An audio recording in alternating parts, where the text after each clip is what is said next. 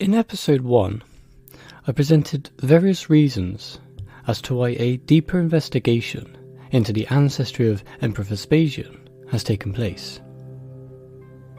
The first reason was that the Jewish War, written by a man known as Flavius Josephus, was written during the same period as the Gospels, that is, the period after the Roman Jewish War.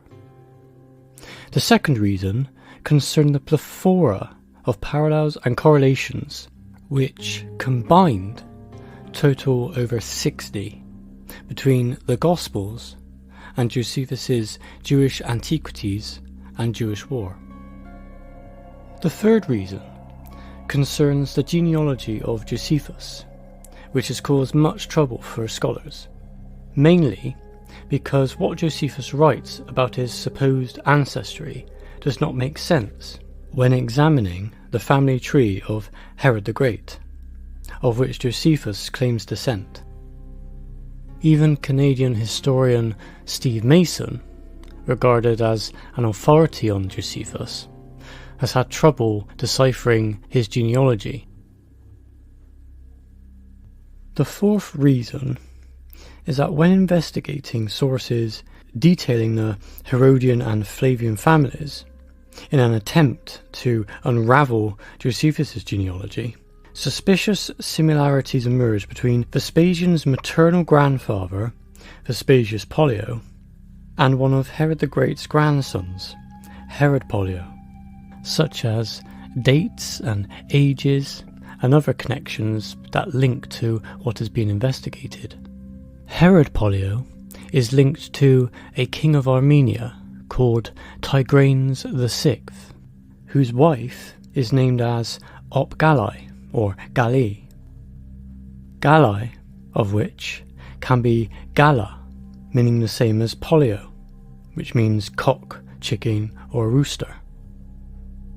Emperor Vespasian's mother, in the historical record, is named as Vespasia Polla, the feminine form of Pollio.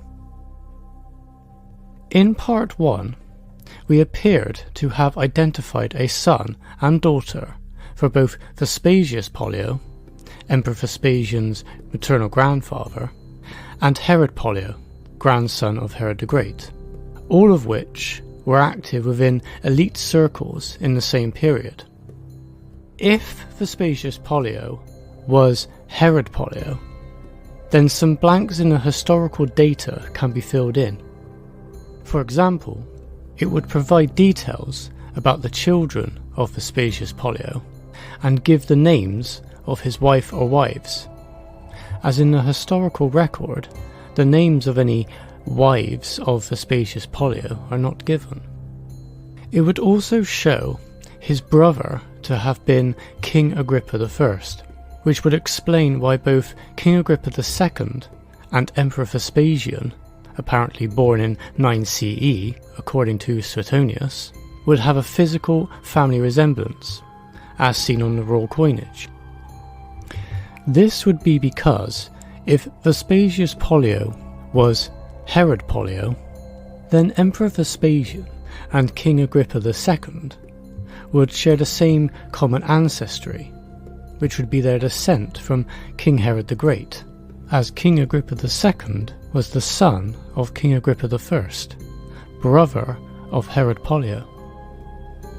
King Agrippa II, therefore, would be Emperor Vespasian's first cousin once removed and great uncle on Vespasian's mother's side. I feel it is necessary to say that critical information regarding the emperors and the aristocracy of Rome oftentimes seems to have been left out of the historical record. But the reason critical information was not given seems to be because revealing those genealogies would reveal the connection to other royals, that is, their royal lineage. But why would they want to hide their lineage? We must understand that the nobility was in control of everything, including the writing of religious literature, histories, stories, and who would rule. If the common people who vastly outnumbered the aristocracy, had become aware of what was happening, in terms of them being manipulated by an oligarchy, connected by blood.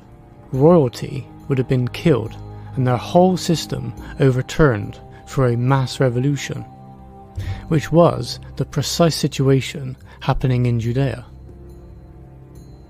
The same elite family circles kept their rule by only providing certain information to the public. To maintain their control and continue living very comfortably, the elite had to hide the fact that they were the only ones creating published writing. They were the only ones educated to a standard high enough to create the kind of prose seen in the histories and religious texts that were produced. Essentially, the majority of the people of the Roman Empire only knew what the aristocracy allowed them to know. Exposing Vespasius Pollio as a pseudonym of Herod Pollio would show Vespasius as a king, and therefore his and his descendants' right to rule. If the name Vespasius was a pseudonym, understanding a possible reason as to why it was chosen is a good idea.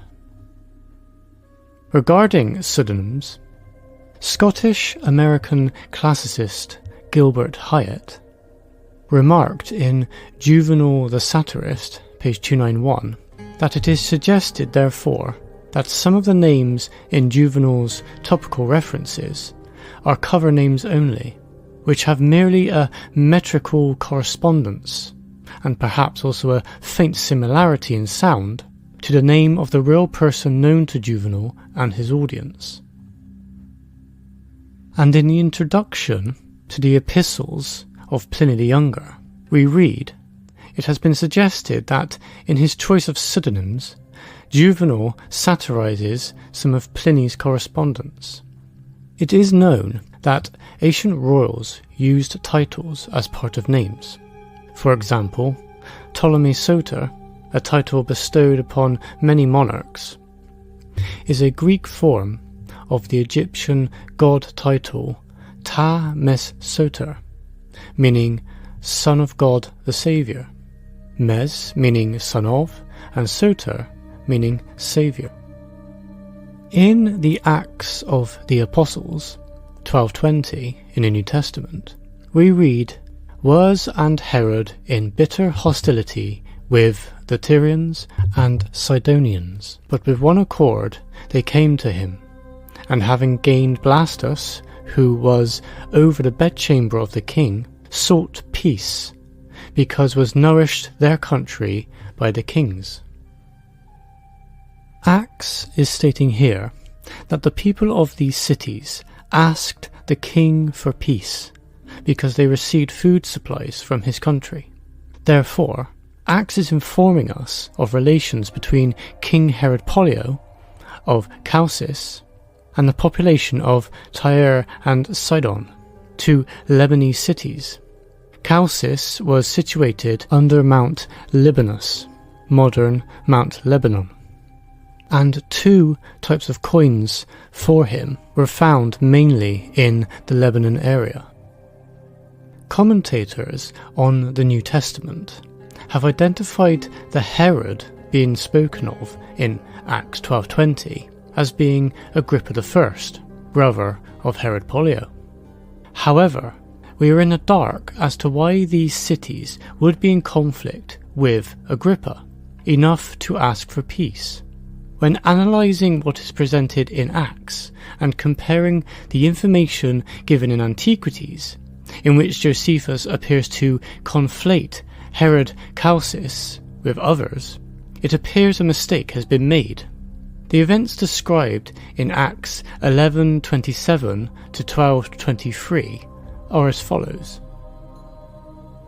"And in these days came down from Jerusalem prophets to Antioch, and having risen up one from among them, by name Agabus, he signified by the Spirit a famine great is about to be over the whole habitable world, which also came to pass under Claudius Caesar. And the disciples, according as was prospered anyone, determined each of them for ministration to send to the dwelling in Judea brethren, which also they did, sending it to the elders by the hand of Barnabas and Saul. And at that time put forth Herod the king his hands to ill-treat some of those of the assembly. And he put to death James, the brother of John, with a sword. And having seen that pleasing it is to the Jews, he added to take also Peter. Herod, and after having sought after him, and not having found, having examined the guards, he commanded them to be led away to death. And having gone down from Judea to Caesarea, he stayed there. Was and Herod in bitter hostility with the Tyrians and Sidonians. But with one accord they came to him, and having gained Blastus, who was over the bedchamber of the king, sought peace, because was nourished their country by the kings. And on a set day Herod, having put on apparel royal, and having sat on a tribunal, was making an oration to them. And the people were crying out, "Of a god the voice, and not of a man," and immediately smote him an angel of the Lord, because he gave not the glory to God. And, having been eaten of worms, he expired. But the word of God grew and multiplied. And Barnabas and Saul returned from Jerusalem, having fulfilled the ministration, having taken with them also John, who was surnamed Mark. In Antiquities, however, we read, "Now, when Agrippa had reigned 3 years over all Judea, he came to the city of Caesarea, which was formerly called Strato's Tower, and there he exhibited shows in honour of Caesar. On the second day of which shows he put on a garment made wholly of silver, and a contexture truly wonderful, and came to the theatre early in the morning, at which time the silver of his garment being illuminated by the fresh reflection of the sun's rays upon it, and presently his flatterers cried out from one place and another from another that he was a god. A severe pain also arose in his belly. Accordingly he was carried into the palace, and when he had been quite worn out by the pain in his belly for 5 days, he departed his life, being in the 54th year of his age, and in the 7th of his reign." Then we read, "He, Claudius, was therefore disposed to send Agrippa Junior away presently to succeed his father in the kingdom. But those freedmen and his friends of his, who had the greatest authority with him, dissuaded him from it.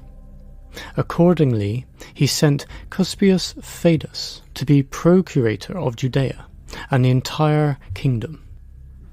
Then we read, "Herod also, the brother of the deceased Agrippa, who was then possessed of the royal authority over Chalcis, petitioned Claudius Caesar for the authority over the temple, and the money of the sacred treasure, and the choice of the high priests, and obtained all that he petitioned for." Then we read, "Then came Tiberius Alexander as successor to Fadus. Under these procurators, the great famine happened in Judea. But now Herod, king of Chalcis, removed Joseph, the son of Commodus, from the high priesthood. And now it was that Cumanus came as successor to Tiberius Alexander, as also that Herod, brother of Agrippa the great king, departed this life in the 8th year of the reign of Claudius Caesar." Several famines occurred during the reign of Emperor Claudius in different parts of the empire. In the 4th year of Claudius's reign, after the death of Agrippa I, a famine occurred in Judea, as mentioned in Acts 11:28. The 3rd famine of Claudius's reign was in Greece, approximately 50 CE, and the fourth occurred in approximately 52 CE in Rome. The above textual analysis of Acts and Antiquities describes the same period of famine in Judea, meaning that the king's country mentioned above in Acts could not be Judea, which suffered from a lack of food at the time. Therefore, confusion between which of the two brothers is being referred to looks to have taken place, possibly due to the presented closeness and similarity of their deaths. It appears Tacitus also confuses Herod with Agrippa I in his Annals of Ancient Rome. From what is written, they were likened to a god before their passing, and both died in Caesarea.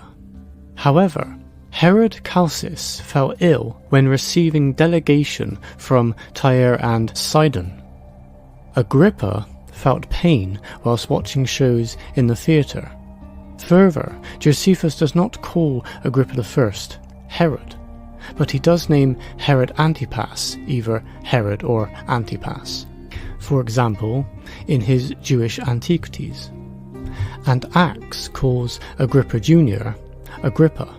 Herod is not a name attributed to Agrippa I by other early sources, such as Tacitus, Philo, and the Jewish Mishnah. The British Encyclopedia too states that Agrippa I was called Herod only in the New Testament. Josephus praised the moral standards of King Agrippa I, making no mention of any persecutions during his rule, although we must be mindful of apologetic bias. When Judea was again turned into a Roman province, shortly after Agrippa's death, disturbances began when Herod of Chalcis was given the authority over the temple in Jerusalem. We have read then that King Herod of Chalcis was associated with an act of peace. Emperor Vespasian's reign is recorded as a time of peace. He even had the Forum Vespasiani, or the Templum Pacis, Pax, constructed to celebrate the pacification of the East. Many works of art were transferred from Nero's Domus Aurea to the Temple of Peace. Coins were also minted in Rome under Vespasian that celebrated military victory or peace, as did Nero's. The name Vespasian, Vespasianus, and Vespasius, therefore, look to be created titles. From the information found and connected, and for applying the methods suggested by Sir Ronald Syme, in his publication Emperors and Biography, Studies in the Historia Augusta, in which he gave 10 ways to examine the nomenclature of ancient history, the name Vespasius, Vespasianus, and Vespasian looks to be a created title using two components. Firstly, Vas becomes Bas, as the letters V and B are interchangeable. Secondly, the S in Pacius changes to a C, giving us the same word phonetically, but spelt differently. Paci is a dative singular of pax, peace, a third declension. Vas, or Bas, is the royal abbreviation for the Greek word Basilius, which means king, and Basilissa, meaning queen. Just as imp is short for imperatore, emperor, or ses, short for Caesare, Caesar, and pacius can equal peace. Therefore, this peace word, used in the name Vespasius, can logically be deduced as meaning king peace, or Roman peace, because in the minds of the aristocracy, peace was guaranteed by destroying the opposition. As is known in academia, the Herodians were schooled in Rome, in the Roman ways. Agrippa II was raised and educated at the imperial court in Rome. Regarding Herod Pollio as Vespasius Pollio, we have learned he must have had a son and daughter, the latter recorded as Vespasia Polla, the former currently being called Vespasius Pollio II. Could this son of Vespasius Pollio actually be Aristobulus of Chalcis, the son of Herod Pollio?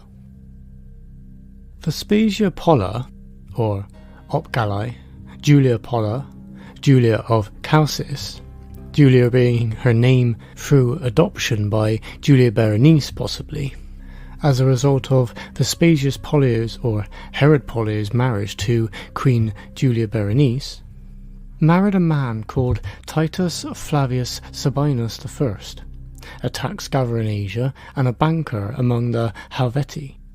They had two sons, Titus Flavius Sabinus II and the future Emperor Vespasian, and a daughter who died in infancy.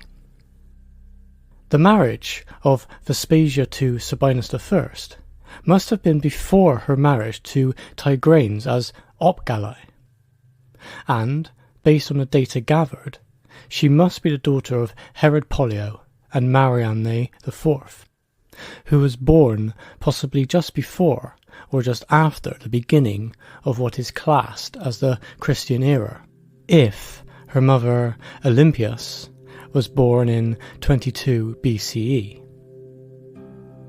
If Vespasia Polla was the daughter of Herod Pollio and Mariamne IV, it would mean Emperor Vespasian would be of royal blood, and anyone descended from him or his brother could then trace their ancestry back to King Herod the Great, and then also to his ancestry and that of his wives, including Mariamne I. This also presents us with a somewhat controversial realization. It means the Roman historians presenting Vespasian as a military man of very humble origins, who had risen to become emperor, is an illusion. Vespasian's birth date of 17th November 9 CE, as given by Suetonius, may also need to be reconsidered. Suetonius's identity is examined in my publication. The Synoptic Gospels state Jesus died on the 9th hour, and in the Bible, the number 17 symbolises overcoming the enemy and complete victory. Given this connection, Vespasian's birth date becomes suspect. Could he have actually been born around the same time as Agrippa II? If so, the following hypothesis, which is entirely plausible and based upon the data so far, is as follows. Herod Pollio, born 10 to 9 BCE, married Mariamne, born 1 BCE to 1 CE, in approximately 12 to 14 CE. Vespasia Polla would be born late 12 to late 14 CE. Vespasian could be born approximately late 24 to late 26 CE. This hypothesis is based on research presented by M.K. Hopkins in his paper The Age of Roman Girls at Marriage, Population Studies Volume 18, and The Age of Roman Girls at Marriage, Some Reconsiderations by Brent D. Shaw in the Journal of Roman Studies, Volume 77. In his paper, on page 317 and 326, Hopkins states, "We can reasonably suppose, therefore, that there was nothing extraordinary about these marriages, and that many other girls from the highest aristocracy and from the imperial family would have married within the same age range, 11 to 17. We can deduce that Tacitus thought Roman girls married young. Dio wrote that in Rome the age of 12 was considered the right time for marriage, but Ovid wrote of 14 being a nubile age. And, whether pre-pubertal or not, girls' age at marriage was by our standards very young, and marriages were generally immediately consummated. The illusion, based on the evidence and the context surrounding that evidence, was that presenting Vespasian as a commoner gave the ordinary soldiers the hope that they too could perhaps one day become emperor, leading to their supporting of his bid for the throne. When Nero was assassinated in 68 CE, Lucius Livius Ocella Sulpicius Galba became emperor and adopted and named a nobleman Piso Frugi, or Lucius Calpurnius Piso Frugi Licinianus, as his intended successor. Galba's choice did not have a consensus agreement, and Licinianus had held no political office in Rome. Galba and Licinianus were murdered and overthrown by Otho, who was then overthrown by Vitellius. At that point, Vespasian's allies, which included Mucianus and Tiberius Alexander, began flocking together against Emperor Vitellius. To gain the support of the soldiers, letters were sent to all the armies, which likely promised modest bonuses and promotions. A letter, apparently coming from Emperor Otto, although most certainly forged and not accepted as genuine by modern scholarship, no doubt was seen as proof of endorsement of Vespasian for the soldiers, leading to a large part of Vespasian's support coming from Emperor Otto's troops, although a claim that Vespasian's revolt was a response to the demands of his troops can be found in Josephus. Emperor Vitellius, a friend of Nero, who remained widely in favour with the common people in the empire, was too a victim of Vespasian's propaganda, with Vitellius's apparent luxury and cruelty being the focus. Tacitus repeats the propaganda of Vespasian by writing, "Vitellius dozed away his time, quick to take advantage of the privileges of an emperor. He gave himself up to idle pleasures and sumptuous banquets. Even at the midday, he was worse for drink and overeating." By the same token, however, Vespasian remained behind when he revolted, leaving the fighting to one of his generals. We could argue then that if the propaganda was focused on him, would this too have been viewed as dozing away his time? Emperor Vitellius was portrayed as an incapable usurper who was lazy and gluttonous, but it is written that he was a former consul and governor of a province with an army, showing exceptional integrity. He was no saint, but looks to have been a man who was against slavery, even helping in a slave rebellion, by rallying together the common people and slaves to fight for their freedom. Tacitus provides much information about who was on which side during the war. Nero and Vitellius appear to be on the side of the common people. Galba and Licinianus Frugi Piso appear to be on the side of Vespasian. As Tacitus writes, "Neither Vespasian's desires nor sentiments were opposed to Galba, for he sent his son Titus to pay his respects to Galba, to show his allegiance to him, as we shall explain at the proper time." There is confusing information about Otho, however, because Vitellius could not stand for him to be emperor. Otto may have had the same desire as Vespasian and his supporters.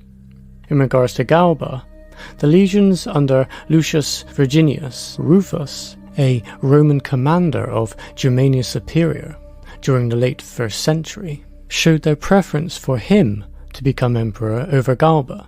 Again, Tacitus tells us that the armies in Germany were vexed and angry, a condition most dangerous when large forces are involved. They were moved by pride in their recent victory and also by fear, because they had favoured the losing side. They had been slow to abandon Nero, and Virginius, their commander, had not pronounced for Galba immediately. Men were inclined to think that he would not have been unwilling to be emperor himself, and it was believed that the soldiers offered him the imperial power. This informs us that Rufus came close to becoming emperor himself, as did Mucianus. The East was as yet undisturbed. Syria and its 4 legions were held by Licinius Mucianus, a man notorious in prosperity and adversity alike. When a young man, he had cultivated friendships with the nobility for his own ends.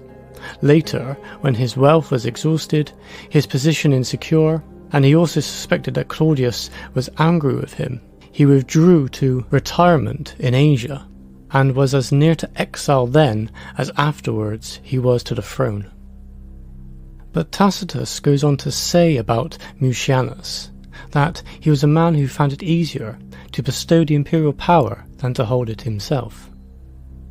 The footnotes of the Loeb Classical Library edition of Tacitus' Histories tell us that Licinius Mucianus had been consul under Nero, and in 67 CE was appointed governor of Syria. After Vespasian claimed the imperial power, Mucianus became his strongest supporter.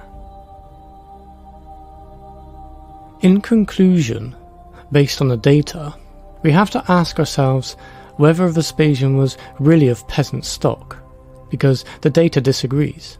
In reality, behind the scenes, Vespasian was of Herodian royal blood, if somewhat removed from and not as relatively rich as the current ruling family, but a facade of upward mobility. A metaphorical glass ceiling was created. Past papers have given evidence of support for Vespasian coming from people closely connected by blood, intimate friendship, or marriage. It seems Vespasian's royal genealogy was hidden through the use of literary rules, a mixing of languages, the meaning behind words, and phonetics. If one was in a position to use these rules for their motives, an individual or individuals, an oligarchy, as examined by Sir Ronald Syme in his publication The Roman Revolution, could use them how they pleased. Examples include the cetal form of inscription used in ancient and classical Greece, the Caesar cipher, and the 500-year-old secret code of King Ferdinand II of Aragon. The creation of titles, then, would become much more flexible, which is what is happening here. The aristocracy was in control of all publishing within the empire. They were also very knowledgeable about various religions, philosophy, and the Jewish religion, and had close supporters to help them. Although there was no specific rule in place limiting who could publish literature, the only people who had the means to do so were nobles, merchants, and high-ranking people. In a book called Jewish Literacy in Roman Palestine, Professor of Jewish Studies Catherine Hetzer stated, "Within the Jewish lower society, the average literary rate must be considered lower than the Roman average, significantly less than 10 to 15%, which perhaps gives us a figure of 5 to 6%. Rome's aristocratic population became experts in using many languages, especially Latin and Greek. The ones privileged enough to receive a bilingual education were children of the ruling class. In a paper titled Slave Education in Roman Empire, S. L. Moeller states, "I am convinced that its administration was as democratic as its curriculum was snobbish. For, as applied to education, liberalis means not that which is appropriate for any individual, but that which is appropriate for a member of an aristocracy whose only serious occupation was the practice of law." Latin was used for imperial administration and legislation. Koine Greek was for the majority of the populations of the Roman Empire, which included the Jewish population. It was highly beneficial for members of the aristocracy to be able to understand more languages and how they worked. It meant not only would they be able to read many more books, it would also allow them to write using those languages, including the weapon of rhetoric, understood very well by the Roman elite. Of course, the use of rhetoric is presented within the New Testament scriptures, and a decent presentation of this can be found in the publication Rhetoric and the New Testament. It is clear, in my opinion, based on the evidence from primary sources, that the Jewish War, antiquities, and the New Testament, the New Law, were produced as supporting tools to aid the pacification of the East. Nero was portrayed as the Antichrist by later, undoubtedly elite Christian writers.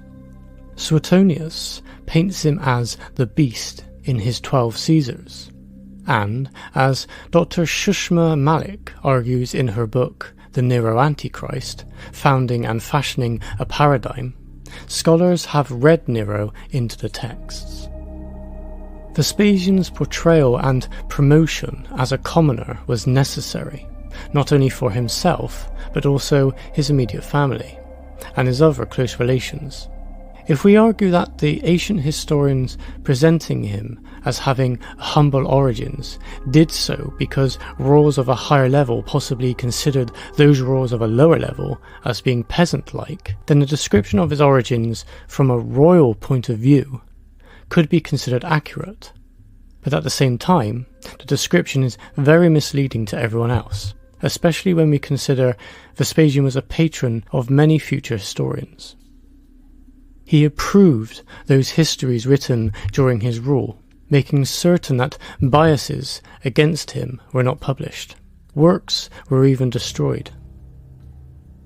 His brother, Titus Flavius Sabinus II, also recorded in history as Aulus Sasina consul in 47 CE, had a daughter with his wife Arria Clementina, also recorded as Aracina Clementina, or Arria the Elder, Senior or Major. The daughter is recorded as Titia Flavia Sabina, and she had married Gaius Calpurnius Piso, of the House of Calpurni, who is also recorded as Cesine Pete, known for the Personian conspiracy. Titus Flavius Sabinus II's daughter is also recorded as Arria the Younger, wife of Publius Claudius Phrasiopetius, another name for Gaius Calpurnius Piso. She is also recorded as Saturgalla, wife of Calpurnius Piso, Cecilia Arria, and Livia Cornelia Orestilla, second wife of Emperor Caligula. Satria Galla can be viewed as T.S. Arria Galla, which is Titia, the feminine form of Titus, Sabina, the feminine form of Sabinus, Arria Galla, Galla being the feminine form of Gallus, which has the same meaning as Pollio, as mentioned. So this marriage brings together the Personian, Flavian and Herodian families. Vespasian, along with his son Titus, and his Herodian and Personian relatives, won not only the military battles, but also the political and religious wars. I must note here that the son of Gaius and Arria appears to have been sent to govern Syria, a post that gave him control over the legions in Judea. This is recorded under the name of Cecenius Paetus. The Jewish War describes the bloody warfare that gave the Flavians and their supporters the victory they wanted. We are told of the Jewish armies being outnumbered and killed, the systematic fall of Judean cities, the destruction of the temple, the dead littering the streets of Jerusalem, and the decimation of the farmland. Through these efforts, the ancient writers were able to describe the defeat of all of Rome's enemies and declare that Vespasian had brought peace to the empire, which led to him and his son Titus being described as the Messiah, chosen by the gods and as prophesied by Balaam. The man known as Josephus blames the Jews for destroying Judea and states God had sent Vespasian to punish his people. Suetonius and Tacitus also play along. But the long Roman-Jewish war was as much a family battle as it was a political and religious one. Political propaganda promoted Vespasian's military victories, his supposed hesitancy to take power, even though he elevated the status of his family to that of gods, despite the narrative of them being simple farmers, and his distancing himself from Emperor Nero, a man of peace. Nero was portrayed as a tyrant and the opponent of the righteous cause, despite Vespasian and Titus being the actual ones to crush the revolt. It was only when the man known as Gessius Florus added more sparks to an already developing fire of major rebellion that Nero eventually had to send in Vespasian, who he must have not perceived as being a threat to him. Was Nero any worse than previous emperors? For example, Gaius Julius Caesar, Augustus Caesar, or Claudius Caesar? No, is the answer. His crime was of being different, turning away from expansion through bloodshed. It is not difficult to understand why the Roman historians wrote against him. He was dedicated to athletic and artistic excellence, and his views and passions were not compatible with the traditional views of the Roman aristocracy regarding how an emperor and the nobility should act. His rebuilding of Rome required huge expenses, and funds were confiscated from the high society of Rome. Therefore, he gained many enemies in the elite circles. The reputation the Roman aristocracy desired and maintained suffered a serious blow under Nero, which was deeply unacceptable to them. By Vespasian and his family taking control, one desired result would have been the controlling of the spread of information and threat of ongoing mass rebellions. The Jewish scripture was the fuel igniting the people of Judea to rebel. To accept any Roman as a god was unthinkable to them. There appears to be a hint of a previous effort to quell the source of the Jewish rebellion by appealing to Nero's interests. The Gospels are written in the form of acts and scenes. Act 1, Galilee. Act 2, on the way to Jerusalem. Act 3, Jerusalem. If this is the case, this effort may have been rejected by Nero, supported by the influence of his wife Poppaea Sabina, who has been described as being sympathetic to the Jewish people. The reality of the situation being investigated here is that the number of converts to Judaism continued to grow. The control the Pharisees would have gained would undoubtedly have led to them being able to overpower both the Jewish and Roman aristocracies, and the system of oppression that was in place. Nero was viewed as weak and was the enemy, not of the people, but of the majority of the nobility, of which the family of Vespasian were blood relations. Jerusalem was destroyed, and with it the Jewish people's fight for a better quality of life. Once again, power was given back to those who desired it, through a collaborative family effort, albeit a hidden one.